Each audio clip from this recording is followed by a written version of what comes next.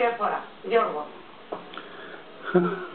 Έλεγα ότι πρωτοτυπούμε η Θεσσαλονικής, θεσπίζοντας αυτήν την ημέρα ως παγκόσμια του πιτόγυρου.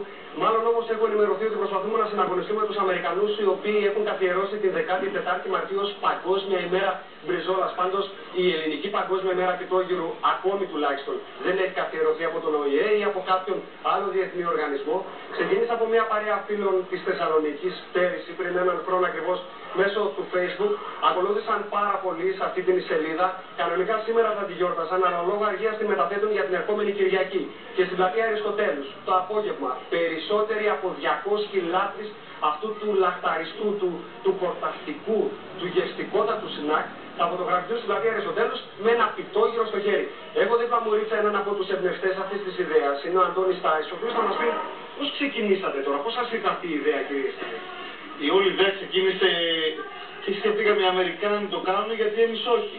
Να διαφημίσουμε τη Θεσσαλονίκη, το μέγεθος το οποίο είναι το πιτόγυρο, είναι ένα υγιεινό σνακ, το οποίο το δρούμε παντού, στα όρθια, στα πεταχτά, οποιαδήποτε ώρα και στιγμή της ημέρας. Και είναι και για σβήσιμο από ξενύχτη, οπότε το συνδυάζουμε και το βάλουμε μέσα στην καθημερινότητά μας. Και λέμε ας το γιορτάσουμε στην πόλη η οποία γεννήθηκε και μας το πιτόγυρο. Έτσι. Το πιο βασικό από όλα είναι ότι μιλάμε για ένα παγκόσμιο προϊόν, το οποίο στο Λος Άντζελες πωλείται με $15, ενώ στη Θεσσαλονίκη είναι πολύ φθηνό σχετικά με άλλες ευρωπαϊκές χώρες. Είμαστε έτοιμοι και για την Κυριακή. Φυσικά και βάζετε φωτογραφίες, από φωτογραφίες θα γίνει χαμός φυσικά. Σας περιμένω όλους στην Αριστοτέλους 2 η ώρα το μεσημέρι με ένα πιτόγυρο στο χέρι να φωτογραφηθούμε και να το αναδείξουμε παγκόσμια ημέρα του πιτόγυρου. Λοιπόν, για να ρωτήσω τώρα εγώ κάτι την κυρία. Και να πάμε και όλα, Γιώργο, όχι μόνο να φωτογραφηθούμε. Θα πάμε εμείς σε εσάς και μπορούμε να στείλουμε, κάνουμε και παραγγελίες. Θα με βοηθήσει εδώ ο Αλέκος ο Ψίστης. Εγώ θέλω να ρωτήσω, μπορεί να ακουστεί λίγο τετριμένο, αλλά το συνηθίζουμε. Τι θέλεις, καλαμάκι ή σουβλάκι?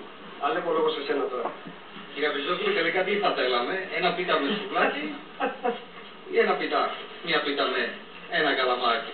Να το στείλω να τα δείξετε όμως για να καταλάβουμε. Αυτό είναι το σουβλάκι και αυτό είναι το καλαμάκι. Είστε καλά.